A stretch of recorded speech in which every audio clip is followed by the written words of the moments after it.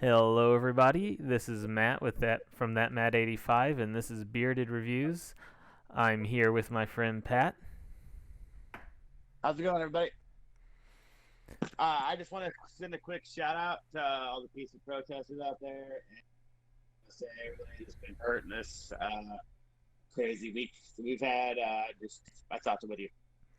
I echo those sentiments exactly for sure. Stay safe. Definitely protest because everybody has the right to, but also try to do it in the safest manner possible. We don't want people getting hurt. Yeah, I hope everybody's healthy and safe out there. Yes. So this is episode 2. On today's episode, we're going to do a little bit of news. It's hard to find movie news when there isn't really movies going on, but then we're going to do a fun topic of the actors and actresses that we just can't stand for whatever reason it might be. Then we each got a movie review, mine being Guns Akimbo, and Pat will be reviewing A History of Violence. And I haven't seen any new movies lately, so I'm gonna bust out one of the classics from my vault. So yeah, now might be a good time to mention that we do kind of want to try and review newer movies, but we're definitely not only reviewing newer movies. We're giving out recommendations and reviews for any movies that we've seen that we enjoy or maybe we don't enjoy, but just want to inform you of and feel like talking about. exactly. And I was under the weather this week, so I haven't gotten around to one. I'm gonna be watching one soon. Yes, feel better, Pat. Uh, but you're still here, so you're still working with us. Oh yeah, oh Okay, yeah. Might not be my best, but I'm here. so first topic I wanted to talk about was, and I know AMC has kind of been threatening that they're not going to be able to last through the pandemic, but now they've released an even newer statement saying that they have substantial doubt that it can remain a business. Um, and kind of to go along with that too, I believe that was it Regal theaters might have said that when they open up, they're not going to require masks for moviegoers. So I wanted to talk about both of those. Maybe starting with AMC here. Uh, the funniest thing for me with AMC is that AMC got pissed off that Universal was distributing some of their Yeah, new movies as streaming movies, putting them online first so people could rent them before they owned them. Uh, and AMC got mad and was like, okay, well, we're never going to show your movies ever again. Well, if they close down, they're not going to be showing any movies ever again, so it's not much of a threat. yeah, yeah, exactly. Normally, I am on the side of the theaters in situations like that, but to me, AMC was being ridiculous. If your theaters are not open, studios have to get their product out. Like they're in the same spot you are. I If they think want to put a movie out on video demand, I think it's fine. To me, that just comes off as AMC being petty. And you're not going to show Universal movies. Good luck with that, dude. Universal is one of the only people around besides Disney who's putting out movies. So not a smart. I agree completely with that. I mean, you would think that a company like AMC that's going through exactly the same thing would understand. The only fear I could see is if it works well for Universal and Universal ended up being like, I really don't care, we're not going to go back to you. But I really don't think that's the case. I think that they want their movies to be in theaters, they just can't at the moment, and they'd be Exactly. happy to go back to it once people can go back to theaters.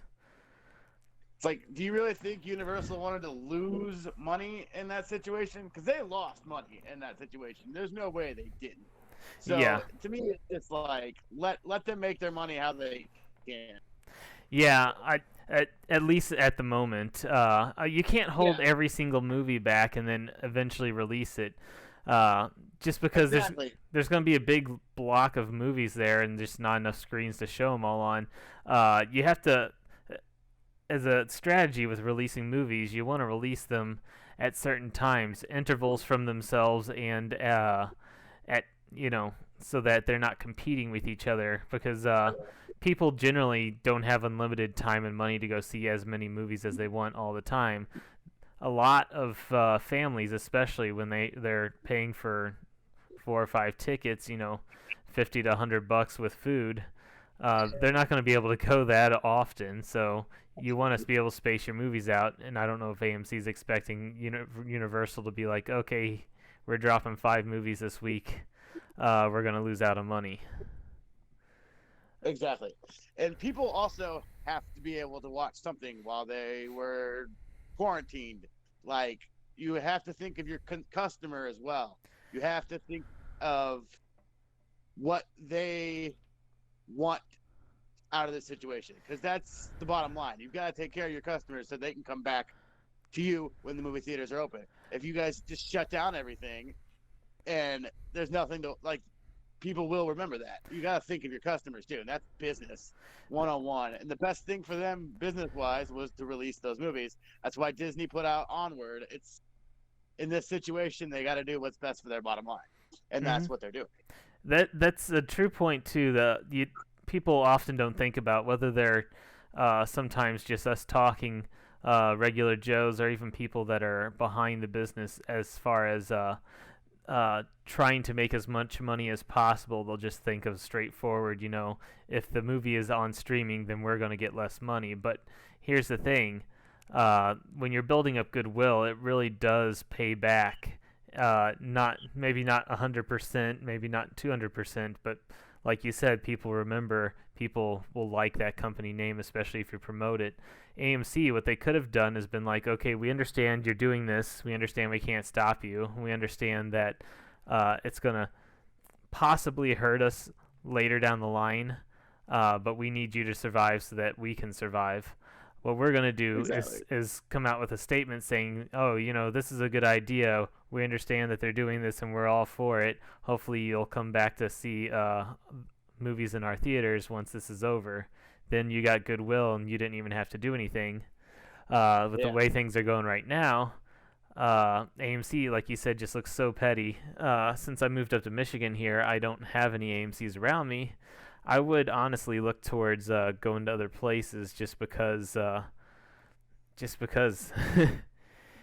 Well, I'm pretty sure Jeff Bezos is going to end up owning their asses by the end of this. So you will probably have a lot of AMCs where you are when he does. Jeff Bezos is going to turn them into the biggest thing going.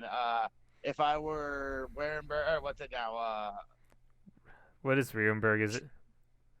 God, I can't even remember. But if you're one of those other movie theater companies, Marcus, watch out. I'd be giving every dime you have to AMC, because Jeff Bezos is gonna put your asses out of business. Well, yeah.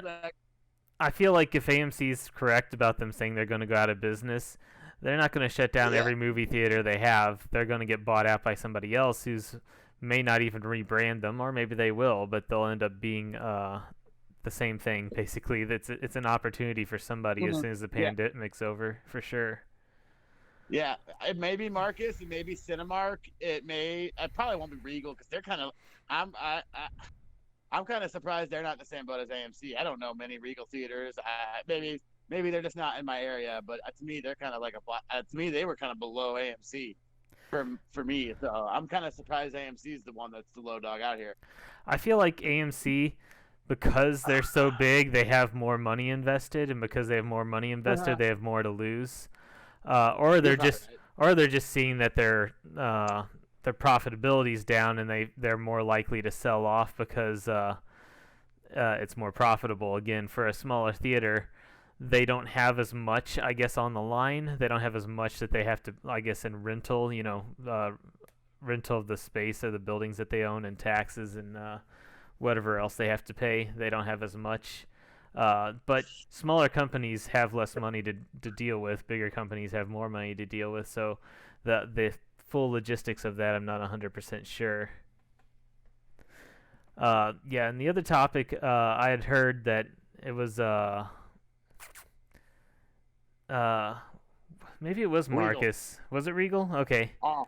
You said Regal. I hadn't heard about it, so I can't remember if it was Marcus or Regal. It was one of the bigger theater chains announced that once they start back up, they're not going to be allowed. They won't require that guests use masks.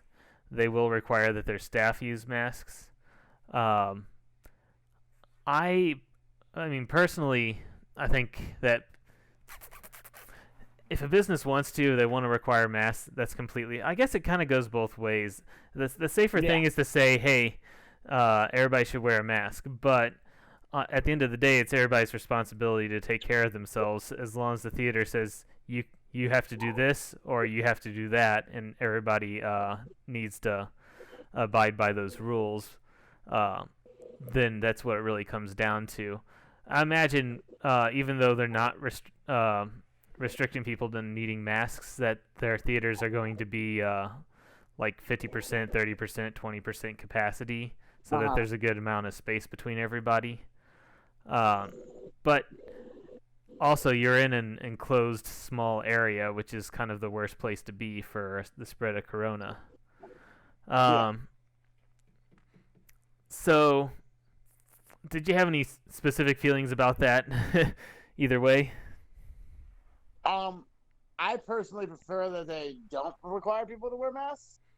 That's how Target is doing it. I think it's working fine. They're making their employees do it, which I kind of disagree with, but hey, it is what it is. But I would be more inclined to go to a theater that gives me the choice other than force me. If there's a theater that's not going to make me do that, I would probably go to them. That would be my personal thoughts on it. But at this particular time with what's going on, I can't blame any company for deciding to have that policy. Yeah, I know a lot of times you hear people say, like, if you don't like, if you have to wear a mask and you don't like it, stay home, or if if people don't have to wear a mask and you don't like it, stay home, and that's kind of how it is. Companies don't have to require or not require, and if you don't like it, for sure, stay home. Yeah. The thing they're going to have to deal with, though, is that if people don't want to wear masks, that's business they're losing out on. If they're willing to lose that business, more power to them. That's their call. But I think from a business standpoint, the smartest thing to do is let people decide on their own. Yeah. There's kind of dividing line both ways. And exactly. It could go the other way, too. You're right. It could go the other way. And it could end up being that more people want to not have to go to a place. Half people have to wear masks so they feel more safe. There's going to be people on both sides. Personally, I think, from what I can tell, I think more people are wanting their freedom of choice in this situation than to be told what to do. But there's people on that other side. Yeah, personally, not to get too far into it, I'm kind of in between. I can see it both ways, and I'm like that on a lot of topics. But I am more into personal responsibility. If you don't think it's safe, you shouldn't be there. To be honest, even with masks on, if you're in an enclosed small space, unless you're wearing a filtered mask, if you have the virus, it's still leaking into the air. Exactly. It's just not getting spread as far. Eventually it does. If you have enough of it in one small area, eventually it is far enough. So it still ends up coming down to personal responsibility. If you think that it's not safe, you shouldn't be there. But I also think that, yeah, if people have the right knowledge and take the right safety steps, then as we're opening up, things should be relatively under control. But yeah, bottom line is, if Disney says you need to wear a mask, then you need to wear a mask. If AMC says you don't need to wear a mask, then you need to not worry about if people don't wear a mask. Yeah. So that's our quick news stories. Now we're going to get to our fun topic, and that will be our actors and actresses we just can't stand for one reason or another.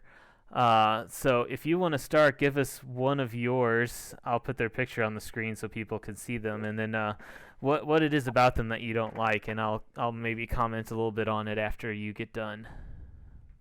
Okay, that sounds good to me. I'm gonna go ahead and go with what will probably be the biggest rant of the show. My first pick is gonna be John Wayne, because he is, to me, he's the most over-glorified actor to ever act. He, first of all, in my opinion, he's one of the shittiest actors that ever got famous. He can literally only play cowboys. Anything else, or an army guy. That's all he can do. He has one character. It's the badass who kills people. And on top of that, he was probably the most racist, homophobic, woman-hating piece of garbage ever to walk into the movie industry. And there's a lot of those. I mean, Harvey Weinstein, there's a lot of other ones. But from an acting standpoint, and just he still gets so much good press and good. His fans love him so much. I think he's just the worst. And he also, well, I forget the name of the agency that he ran, where the gets the communists in the 40s and the 50s that ran so many people out of Hollywood and blacklisted them. And he was the head of that. He literally took money out of people's hands just because he didn't like their political views. He was garbage all around, and that's just my 2 cents on John Wayne. I will say for sure that I do think that he's maybe over glorified too, but overrated. For a lot of the same reasons, he just plays the same kind of character. He's very unique and stands out, but not in a way that really interests me in the first place. But you hit on another topic there too, where if a lot of reality comes from people's views. If they like somebody like that, they're going to forgive and forget anything that they might come up or not believe it in the first place. If they don't like somebody, then they're more willing to believe stories that might not even be true in the first place. It's really hard usually to get people to really change their mind. It does happen every once in a while, like Kevin Spacey, but for the most part, there's so many things that so many people do that just kind of get swept under the rug for those same reasons. Yeah. Yeah. My dad idolized him too, which is really sad to me, but that's another topic for another day. Personally, I don't really have any strong feelings either way on John Wayne. Yeah. He's never been a favorite of mine, but I've also never cared enough to find out much about him either. Yeah. We'll go with number one on my list. He's been not a favorite of mine for a long time, and still has remained. Because you'll see on my list, my lists, there's a lot of people that have kind of grown on me. Okay. Okay, yeah. So my number one is Owen Wilson. Gosh, it probably started around Shanghai Nights, which is probably the first time I saw him. Not Shanghai Noon. Him and Jackie Chan. Yeah. First time I really saw him. But even seeing him in movies after that, he was just always played like a jackass playboy. In every role, and he played the same role so much to where I start wondering, like, is this really him, or is this he always gets casted the same way? But the weird thing too is that I'm not one to judge how good looking men are, but he doesn't really seem like the kind of chiseled man that women usually go for. So why he plays parts where he is the love interest of every girl in the picture, I don't understand. Well, he's not really like the chiseled guy. He's the cute, funny guy who's aloof. Girls do like that. He has a market. Well, yeah, I mean, it might not be our market, but he has a market. Obviously, yes, there's someone for everyone. Yeah. But I'd felt like, and I will say this too, ever since he got clinically depressed or whatever, and I'm sad for that. No matter who I'm talking about here, I don't want stuff like that to happen. But ever since then, he's apparently had like a bounce back where he's more of his actual self, less of a jackass playboy, more of a wholesome person, and that's a better Owen Wilson I'd like to see. Except I still don't like any of the movies he's made, so I still haven't really watched any of his stuff. But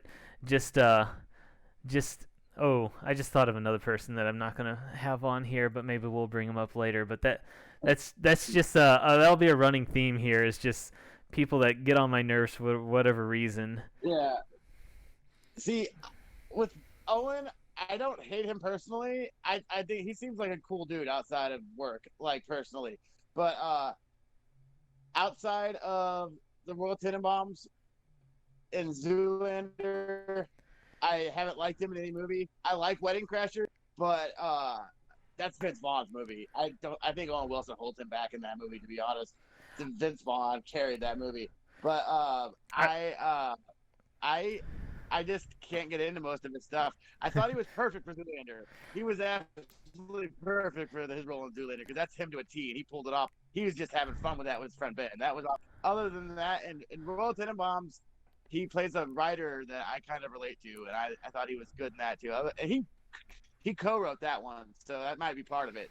But yeah, I I'm will not a big say fan of his. with Zoolander that he is good in Zoolander, and I almost Yeah, wonder, and maybe props to him for being good in Zoolander. I almost wonder if yeah. Zoolander was just such a great film that it was going to make anybody that's in it It great because bombed so hard it's so though. good though. That's why it's such a It cult is. favorite. They even Well, came it came back. out like right around 9/11, so that's part of it. That that's part of it. Anyways, who you got next on your list? Next on my list, I'm gonna go ahead and go with Renee Zellweger. I don't really have a reason to hate her. I just do. That's This is okay. gonna sound bad. I'm gonna say this for the record. There's men that fall into this category too. Before people call me sexist, something about her face. I I just I can't do it. I can't watch her movies. And she's always annoying.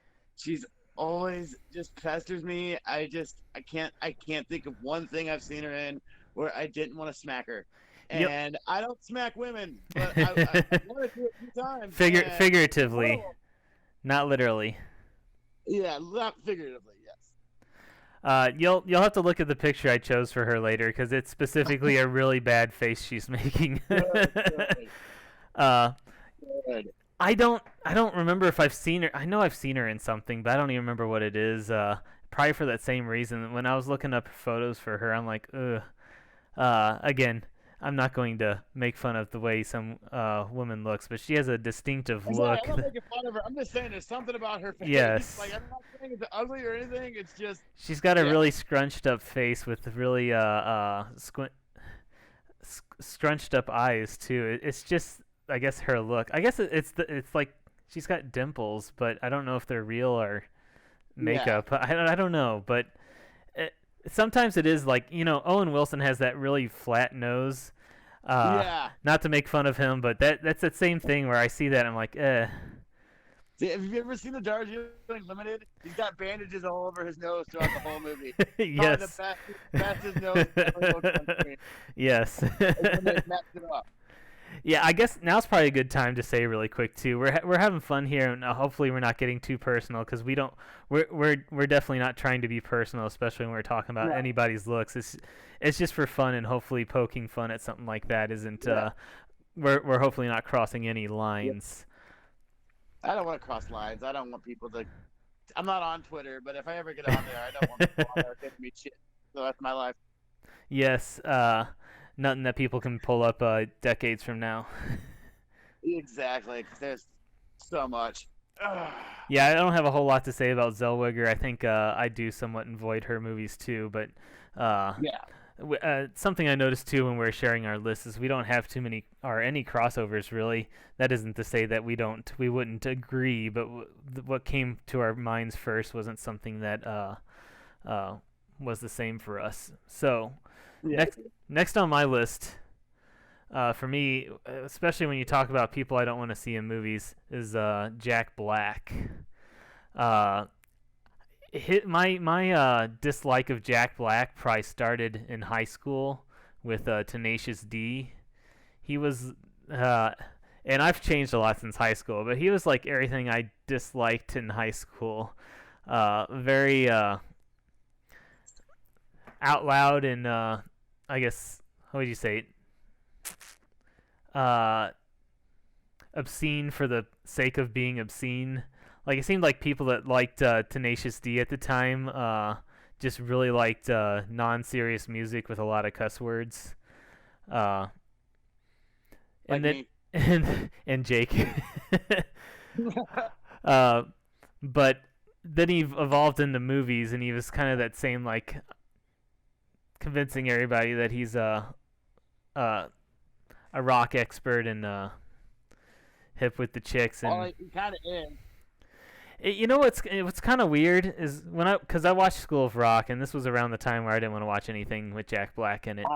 I watched School of Rock, and I was like, "There's no way I'm gonna like this," and it was okay. I wasn't in love with it, but Jack Black was going off on all these bands that he loved growing up, and they're all bands I loved growing up.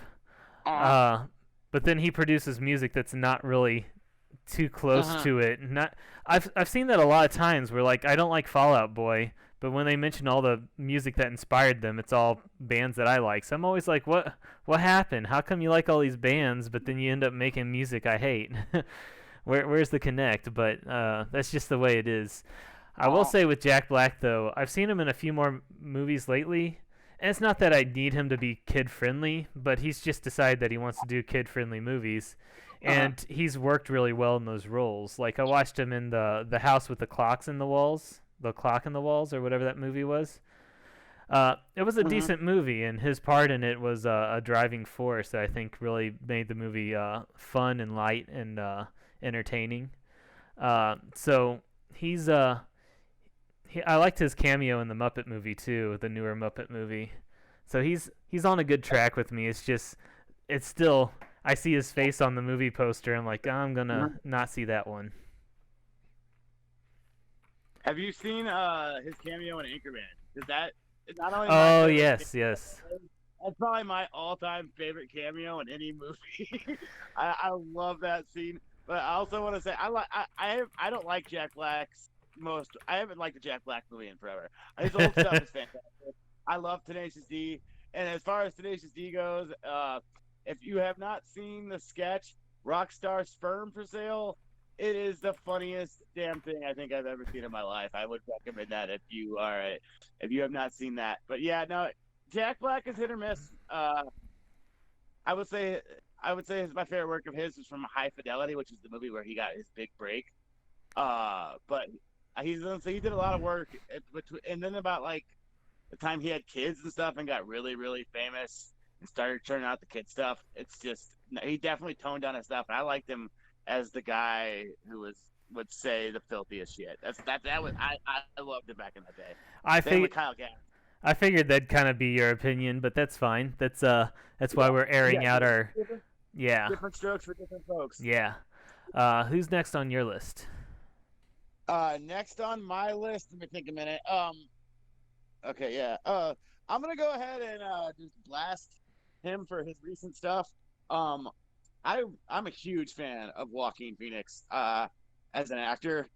As a human being, I think he's the most smug jackass in going today. I understand he was trying to send a good message at the Oscars and in the Golden Globes. He came off as the most condescending prick I think I've ever seen in my life in those things. And I don't necessarily hate him for the message. I hate him for the fact that he seems to judge anybody who doesn't think like he does. And I hate that kind of shit. So sorry, Joaquin. I still think he deserved an Oscar for The Master. But from a personal standpoint, I don't agree with a lot of the stuff you've been doing lately. Joaquin, however you want to pronounce his name, Joaquin Phoenix. I know I've seen him and stuff before, but I never realized who he was until he was on David Letterman, where he did a kind of a shoot interview I guess it wouldn't be a shoot interview. I guess he was in character. He was chewing gum and being belligerent. Yeah, I was just like, as the wrestling community would say, that was a work. Yeah, I was just like, what is going? That wouldn't be the first time David Letterman was part of a work interview. But I was just like, what is going on here? And then, yeah, I've seen him in several things. As an actor, he seems to do a good job in his roles, but he also seems like one of those people. Yeah. He seems like one of those people that probably goes a little over the top with his roles, kind of like a Daniel Day-Lewis or what's another good example? Dustin Hoffman. Which isn't a bad thing. That's fair. De Niro is kind of the same way too. Yeah. I mean, there's a lot of examples with that, but yeah, as a person, I know what you're talking about. I remember seeing your Facebook post about that before I saw his speech myself. When I saw it, I was kind of like, I don't feel as strongly about it as you do, but I see exactly what you're saying. I know exactly what you mean. Yeah. Uh, If you want to compare, like two of the best analogy I could take of, like, you want to me one of the worst Oscar speeches I've ever seen in my life, and Golden Globe speeches, was fucking Phoenix. All those award speeches he said. But if you want to go Bong Joon Ho, that's how everybody should be from now on. Like, fun. He was there to have fun and cutting jokes, appreciative, like, not acting like he was insulted that he was even asked to be on that stage. That's exactly how Joaquin Phoenix looked at the Golden Globes. The Globes were the worst. That he came out there like, "Oh, you're really gonna make me come up here and talk?" Like, fuck you, dude. we're gonna have to talk about that later. That's definitely a good topic about how award ceremonies have become a lot less about the awards and a lot more about political statements, for better or for worse. But that's definitely a topic that we could fill a lot of time with. Yeah. Moving on from me, since you had a woman on your list, I'm going to go ahead and bring up a woman on my list. I don't know if she's been in any movies, but as an actress, either way, Zooey Deschanel has that kind of innocent hipster girl look that I personally can't stand. I know she's right in the zone for a lot of other people. Just not for me. I'm struggling to get her picture up there, which maybe that's a good thing because I don't know if I like looking at her picture. There we go. And it's not that she's not pretty. It's not that she's. I have no idea what she's like in real life. I haven't heard any stories of her being like this or like that off screen. In fact, I don't know what she's done since. Was she with her and her sister? I get mixed up, but either way, I don't like either of them. I think her sister's name is Emily. She's the one from Bones. Yeah. Okay. Her sister's name is Emily. Yeah. So the new girl one was the one that I disliked even more. The one from Bones was very similar, but not the same. It's mostly. I guess it's mostly on my part typecasting from the new girl. I really disliked that character and that look, and that's what that show was whole based around. And I think, not that I care that much anymore, but especially at the time, I was full anti-hipster. Yeah. And I think she was the poster girl for hipster girls. So it being on and it being like her becoming America's sweetheart for the couple of years that she was just really ticked me the wrong way. See, I like Zoe. I really like Zoe.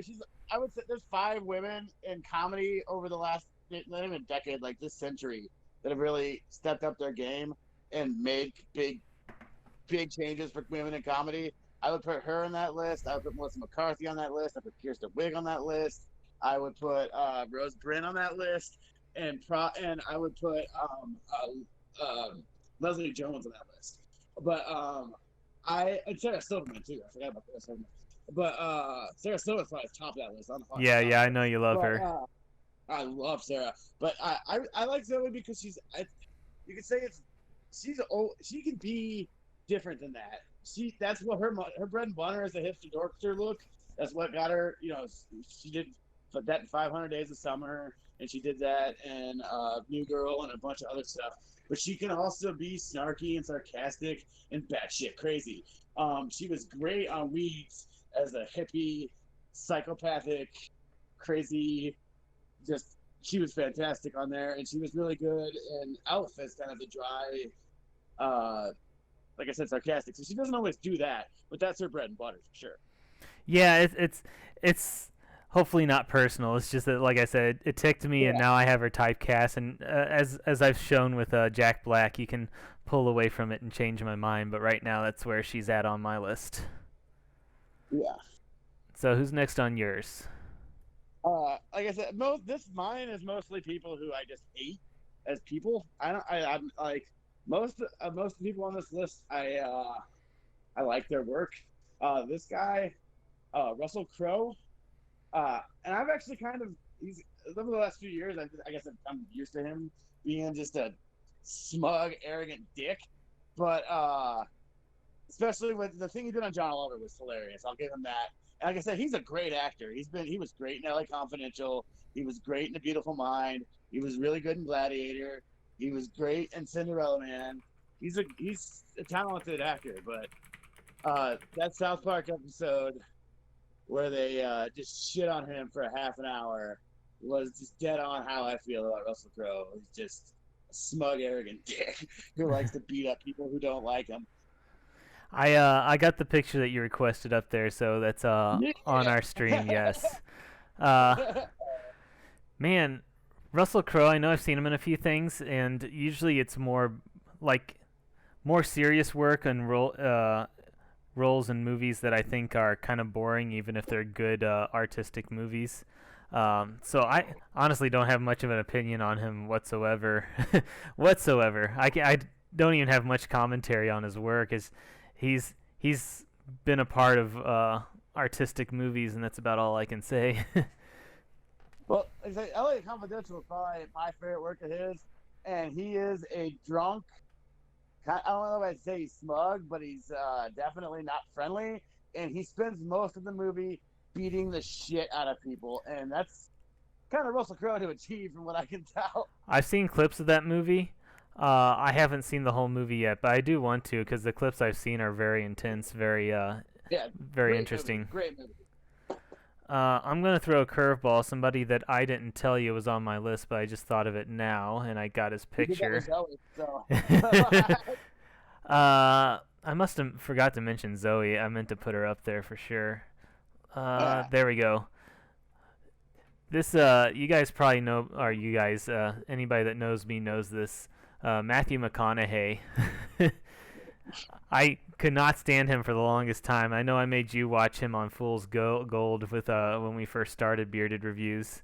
Yeah.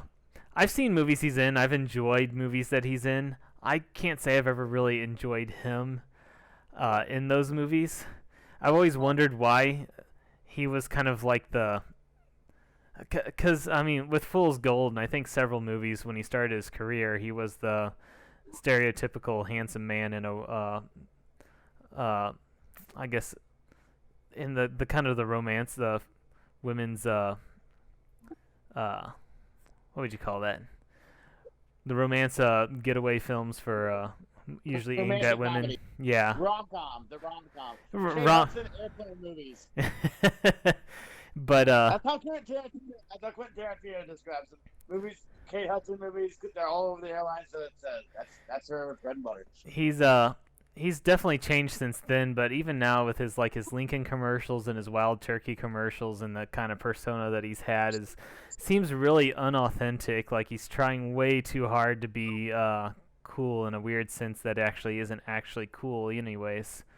But I mean, work-wise, he does a decent job as he has lately with some of his newer films, but that kind of persona that he's made for himself it rubs me the wrong way. Like I said again, just seems like he's trying too hard to be cool.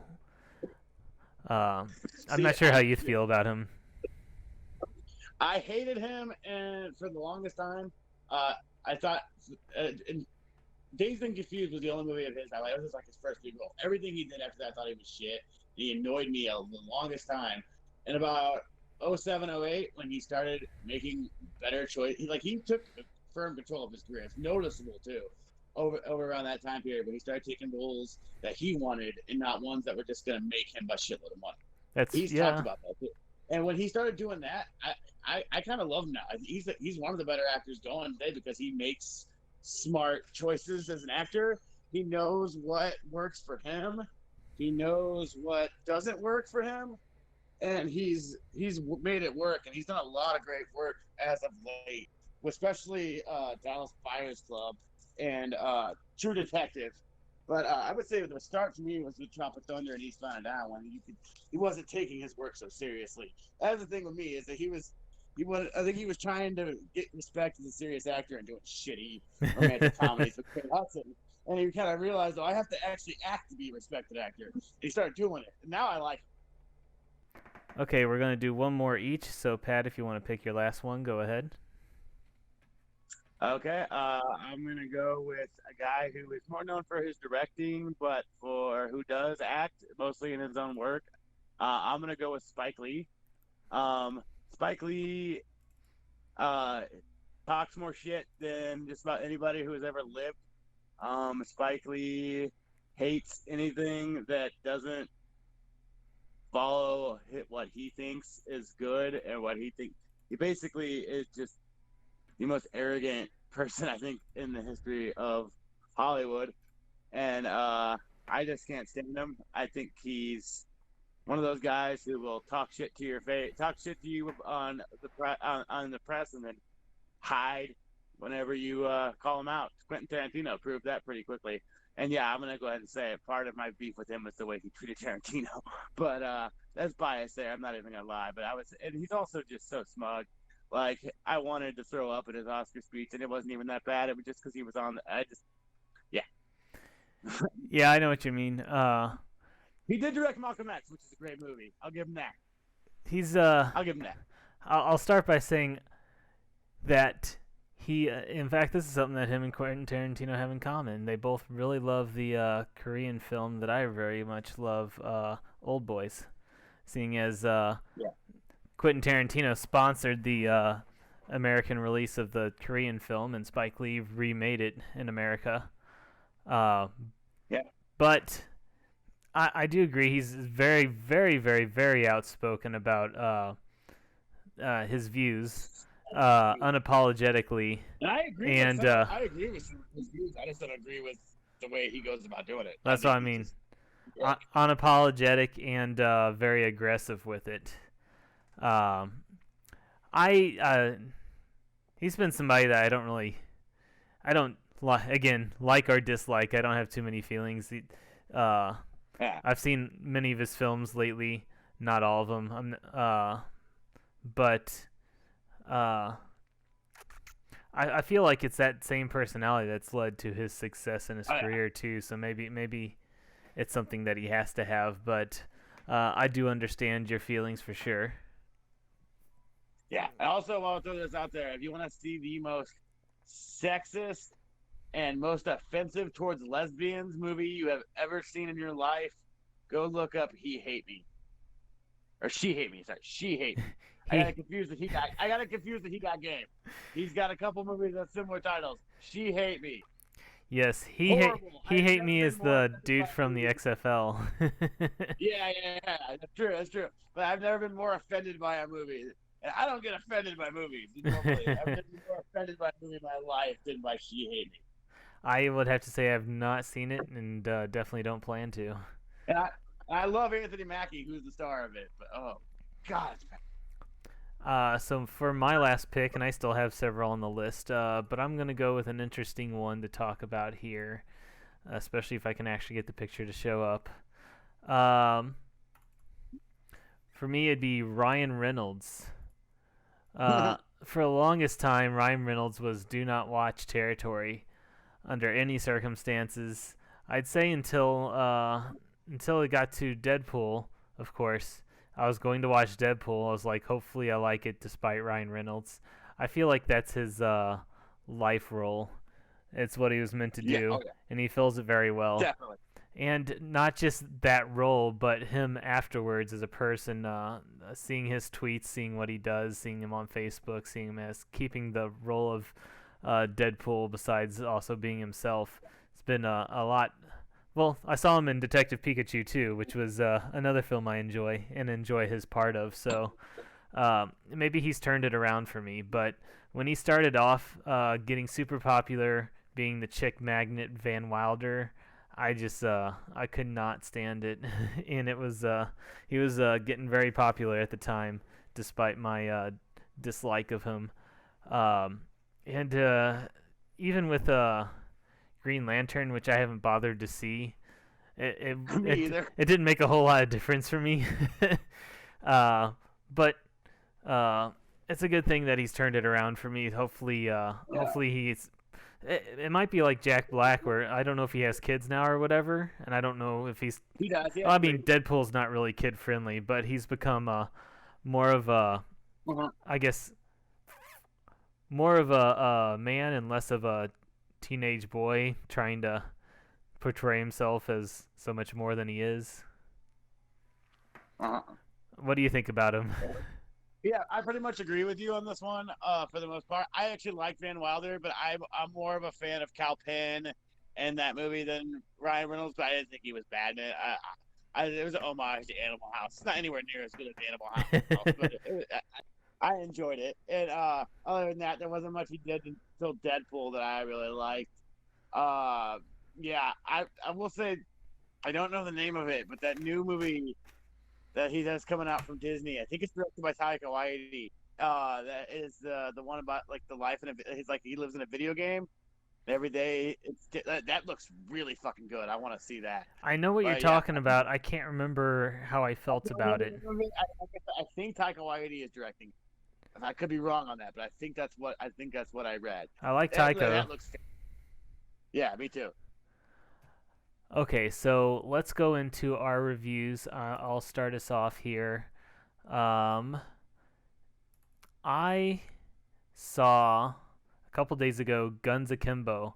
I don't know if you've ever heard of this movie, or because it seemed like you didn't when I told you about it. Yeah, I didn't tell you about it. No, I don't know anything about it. So, my first thoughts of with this movie was, gosh, it was 2 or 3 years ago. This picture came out on the internet. It was Daniel. It looked like an actual picture. It didn't look like a movie picture. It was Daniel Radcliffe holding 2 guns, and if you look closer, they were nailed to his hands, and he was in a robe, boxer shorts, and fuzzy bear slippers in the middle of the streets, shouting at policemen. Let's see if I have that picture. Yes, I do. Let me put that up. You'll have to look at this later since I know you can't see it right now. So this kind of became a meme too. Not only were people like, "What the heck is going on here?" but they're like making memes out of it, having a lot of fun with it. But I think that was a good viral image. But it was weird about it too is that was a while ago, and the movie didn't come out till a lot more recently. This movie is a New Zealand film, which is also kind of weird. It was released late 2019 in New Zealand. It was released in April here in the States. And it kind of got a small release. It had didn't have a whole lot of time before theaters shut down, but I was able to stream it for $3 on Amazon Prime, which is not bad at all. No. And what's really weird about it, the very first thing I think when I saw the movie was Daniel Radcliffe in the entire movie has an American accent, and it sounds so different than I know he's done a lot of stuff since Harry Potter, but I don't think I've seen any of it until now. So he sounds so much different. It wasn't like, "Excuse me, Mom, can I get some butterbeer?" No. It was very. It was. I don't watch Harry Potter. If anybody has a shitty impression. It was honestly convincing American accent. After a little bit of time, you didn't really realize. And it was kind of weird. I'm not sure if this movie was supposed to be set in New Zealand or not. But like some people had American accents, some people had Australian, New Zealand accents, or British. I can kind of tell the difference between the accents, but not like at full speed, going in and out. If anybody listen to this podcast, you can put it blowing up right now. I can tell the difference between "good day, sir" and "good day, mate." Kind of difference, but about it depends. Like Australian is a lot easier to pick out. New Zealand's kind of a little bit between. I know South African accent too, because I had a friend from South Africa also has that little bit of a kind of like English, but not quite. So they all, as an American, they all sound very similar. But anyways, when I saw this, I heard about this movie, which I'll go ahead and give you the plot here. Daniel Radcliffe is a programmer for a cell phone game company. His boss just makes his life a living hell. He likes to pass his time by getting online and trolling the trolls, is what he says. He starts finding people that are trolls that are posting, racist and bad comments online, and then starts trying to dig up dirt on them and troll them. Uh, Meanwhile, in this world, there's a underground live-action TV show where they take two people and put them in a death situation where they have to fight each other one way or another to the death until one person survives. Usually they give them guns or they'll give them cars. They'll set a area where they can fight each other. And they have drones that videotape the whole thing while they have like esport announcers announcing what's happening. And then they have all these graphics on the TV that kind of look like, video game graphics. And Daniel Radcliffe is looking at this and he's how can people watch this kind of thing? And he starts trying to troll them. So he gets tracked down by the person that's running it, who gets offended. So he tracks Daniel Radcliffe down, drugs him. When Daniel Radcliffe wakes up, he's back in his apartment, except now he has two guns, two pistols with extended ammo clips in his hands, and each of his fingers are bolted or nailed down to the gun so he can't remove them. And then he's told that he has 24 hours to kill this girl that's been winning all the matches on the game. He doesn't like physical violence, so he doesn't want to be a part of it, but he can't help it. And then his ex-girlfriend that he meets up with gets captured, and he tries to rescue his ex-girlfriend while getting out of the situation without having to kill the girl that he's supposed to kill. So, it's a kind of a crazy, messed up, funny kind of plot, and I was expecting it to be kind of over-the-top action and comedy. And what I got was a little underwhelming. It wasn't as crazy as it could have been. It wasn't as over the top as it could have been. It wasn't as funny as it should have been. It was more of a mindless action film where the plot really doesn't matter. In fact, it felt like, why did they even bother trying to throw in these little plot points? Because they're so loose and full of plot holes, and it took away from the action. All of the comedy that was in it was just kind of like, for the most part, were kind of bad one-liners that didn't really add much or make it very funny. What was funny about this too is that the beginning of the movie, they have the opening credits. They have all the different production teams. There's like 9 or 10 different production teams. It took forever to get through. So as far as the action goes, the action was actually choreographed well. A lot of really cool fight scenes, especially with guns when they're introducing the couple of different characters. They had a lot of slow-mo to kind of point out the really cool parts of the action. They did this thing with the camera that they did a lot, where they were rolling the camera like 360. Sometimes the character would be rolling on the ground, the camera would stay fixed to them instead of the background, or sometimes nobody would be rolling, but the camera would anyways. And it was used well in a couple of situations. It wasn't used well in a couple of situations. It was used just way too much in general. Another thing I noticed too was that the costuming and the set design reminded me a lot of Mad Max, the same kind of desert punk, post-apocalyptic kind of world. Not that this was a post-apocalyptic world, but for like the bad guys' base and everything, they had a lot of rundown factories and nuclear waste barrels laying around, and the people that were dressed up like mohawks and punks and weird black makeup to look kind of that punk look. And I guess because Mad Max, a lot of that was done by Australian costuming and makeup artists, so that might be the same kind, because this is filmed in New Zealand. It might be very similar type of aesthetic for that reason. Let's see. In this movie, acting from the different people were very either par or subpar, except for Daniel Radcliffe, who has a good performance for what he was given. And sometimes for the other characters, like there's a main girl character and there's a main bad guy character, and that's kind of like the three main characters. The girl was okay, but I kind of feel like they kept giving her a bunch of lines that were just really stupid lines. Uh, and same with the bad guy, was a little dumb and over the top and eccentric, but not enough to really seem like a crazy villain like the Joker. Just more like somebody that couldn't act. And if you point out why is he doing this, is because he's crazy. Of course he's unpredictable. So, but thankfully the story was built around Daniel Radcliffe's character, so him being convincing in this weird situations helped made you actually care a little bit about his character and what was going on. Let's see. It was kind of funny at the beginning. A whole lot at the beginning of the movie, which is probably the funniest part of the movie, was Daniel Radcliffe doesn't have hands anymore. So how is he going to function with two guns strapped to his hands? So trying to get his phone out and work his phone, and accidentally firing off bullets as he's trying to pull his pants up.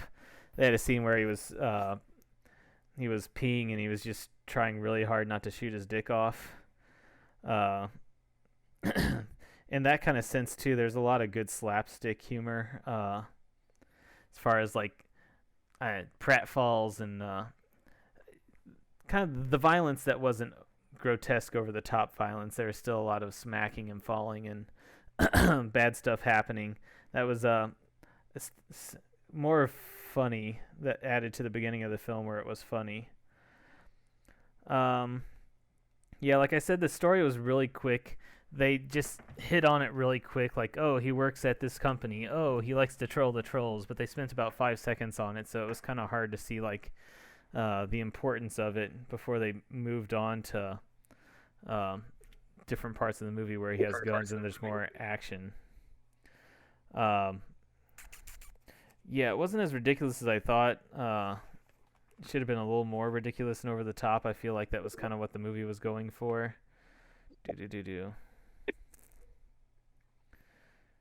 Yeah, I wrote down a bunch of different plot holes that I found, but I don't need to go over all of them. It was kind of interesting that picture I told you about that was meme and kind of went viral several years ago. They used that in the movie where they pointed out that same exact picture, and they're like, whoa, this is viral on the internet. So it's kind of like a marketing ploy, and if that's really what they tried to do, then I applaud them. That was a good way of getting some notoriety. I must not have worked because it was like $3.99 on Amazon, but yeah, I agree. It's good. It's good thought. Yeah. Process there. There were some little things I wrote down. They had the name of one of their drones up on the screen. It was Droney Danza. That made me laugh. The ending was starting to kind of drag on because there was a moment where like most of the film, Daniel Radcliffe's like, I don't even want to shoot these pistols, and then there's times where he has to, and he's like, oh man, it's so loud, I can't stand this, and I can't aim. But then there's a moment where he's like, okay, I need to kill now, and all of a sudden he's 100% accuracy and making all these flips and moves that doesn't really make sense. No. I kind of wish the bad guy was a little more of a bad guy. They even had a decent story twist, but then they get over it like in 5 seconds. So again, it was like, why'd they even bother putting this in here? As for a rating, I'm going to give it a 2 beards out of 5. It was because Daniel Radcliffe did a good job. It was a fun, like I never felt like I wanted to turn off the movie. I never felt like I really cared about what was going to happen next, but it was entertaining to watch. It had good moments. Just way too many negatives, especially for a film like this. This kind of mindless action film is not really my type of film nowadays. I like to have a bit more story along with the action, or even if you're not going to have a whole lot of story, have a lot of comedy that's going to work. But if it's the only thing that's good about it is action, then that's negative to me. But again, it's worth watching if it seems like it's your thing. It's worth watching if you want to see Daniel Radcliffe do something wildly different than Harry Potter. It's worth watching. There's a lot of potty humor, a lot of blood and guts, a lot of f bombs. Uh, so it is kind of a sight to see. It clocks in at about an hour and 45 minutes, so it's not really too long. It was just the very end that dragged on a little bit. But anyways, 2 beards out of 5 for me. I I might check that out. It doesn't sound like my cup of tea, but I like weird shit, so maybe I will check it out. I could see that at certain times in certain moods, under certain influences, you might be into checking Yeah, that movie out. yeah. So All right. for Go ahead. your review, we have history of violence. I have the picture up, Yes. so go ahead. Okay. I'm digging into my vault here. Every once in a while, I'm gonna probably pick out a movie that I consider a classic and review that. This one is one of the most underrated movies, in my opinion, to come out in the last came out 15 years ago. Um, Stars Viggo Mortensen, Maria Bello, Ed Harris, and William Hurt, and it's directed by great David Cronenberg. His most notable work before this was probably The Fly. That's what a lot of people know him as. It kind of made Jeff Goldblum a star. This movie is one of those movies that, like I said, came out 15 years ago, would be relevant today.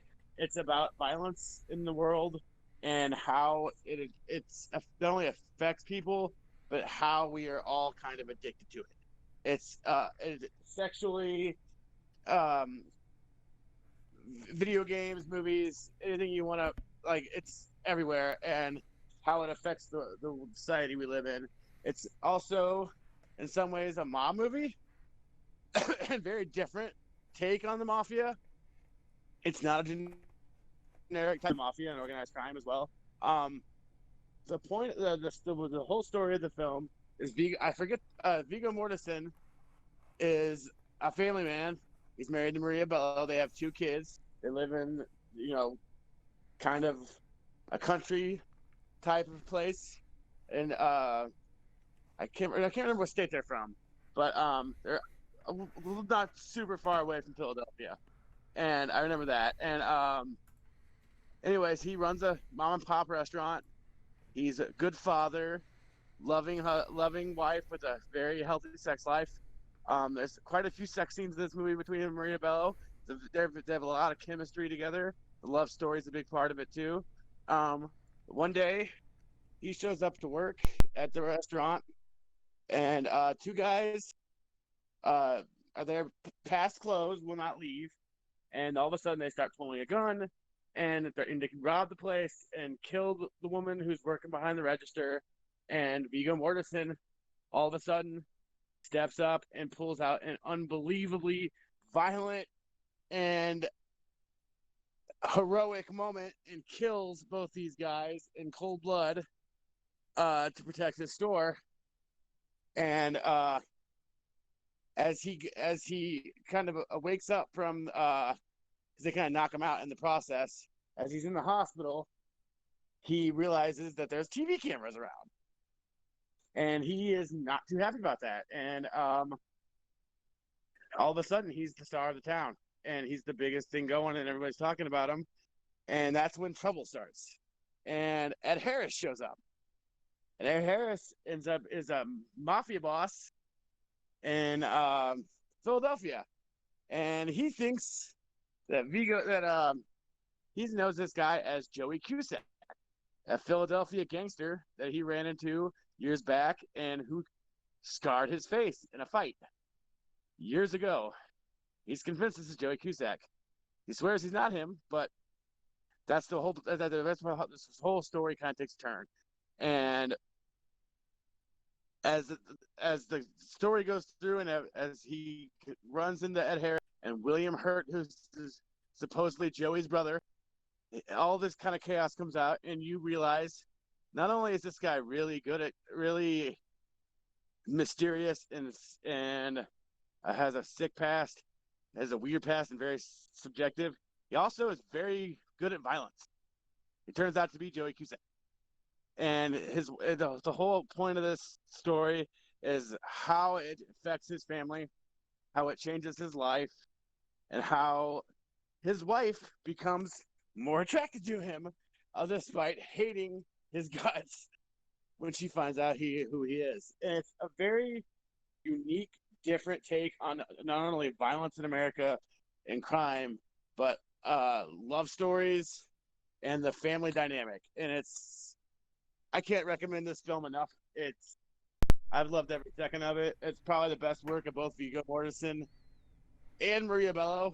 I don't know if I say it's the best work of William Hurt, but it's up there. It's well acted, well directed, well written.